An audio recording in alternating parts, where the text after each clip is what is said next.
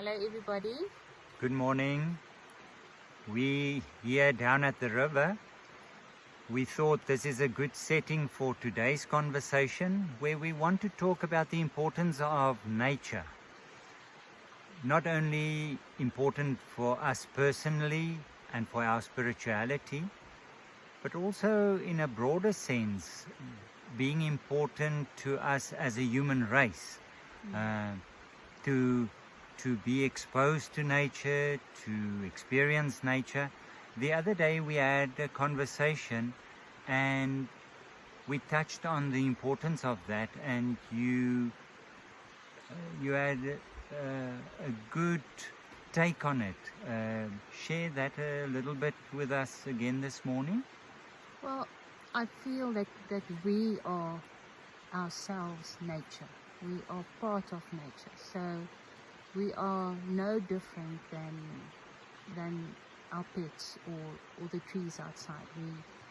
We were made in the same fashion. We need the same elements to live and to flourish. So for me it feels like if we are cut off from nature around us, we actually lose something of our natural humanness. We become almost unnatural. We get dehumanized in a way. So if we live, and sometimes people are bound to offices or beds, and they are not able to get out physically much. But if we have no contact whatsoever with nature, even if it's just by having a pet or something growing on a windowsill, then something in us gets lost. We lose contact with an integral part of who we are, and also I think an integral part of what God is wanting to show us or to be for us in nature. So not being in contact with nature diminishes us. Definitely. As human beings. Yes. I think you actually have a sense of the fullness that one can get by being in nature. When we come down here to the river, which is one of my absolute favorite places, is a feeling of being nourished, being filled, being almost held by God in nature. And I go away from here feeling renewed and replenished. So I think to be totally out of that, or not being able to be in touch, or not being aware of the importance of it, really also makes our lives smaller, makes our lives less of a full experience. And often we say that I love going into nature because there I have a sense of God, or it's quiet enough and I can experience God. But what we are talking about is even deeper than that. It is a unity and immersing in nature, of an interflow between nature and us and God. It's almost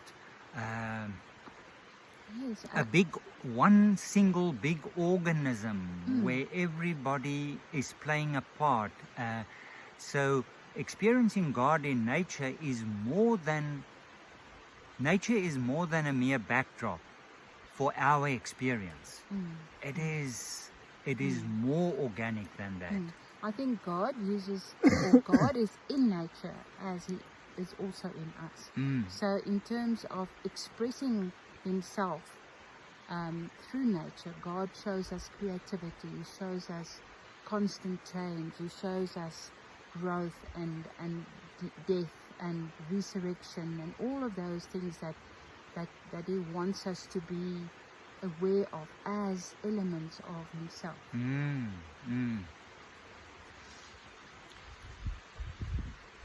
To a large degree, when you look back on Christian history, those texts in Psalms and in Genesis where it says we are the crown of creation and where God says, I'm putting you here on earth to rule over it and to till it.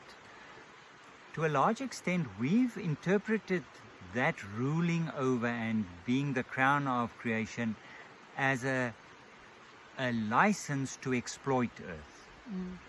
And with recent developments, and fortunately within the last few decades, there has been a growing awareness that ruling and being the crown of creation is not so much about exploiting, but being sensitive and caring. It is a pity that we've interpreted it in such a selfish way. And more and more, the word ruling is an unfortunate word, especially for people. Yeah. I interrupted you. No. As usual. No. But much more of a sensitivity. And when earth is diminished, we are diminished. It's as simple as that.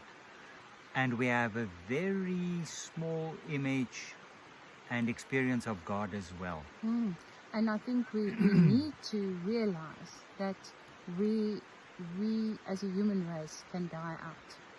And earth will be able, nature will be able to carry on. I think it will be better off, actually. So we are not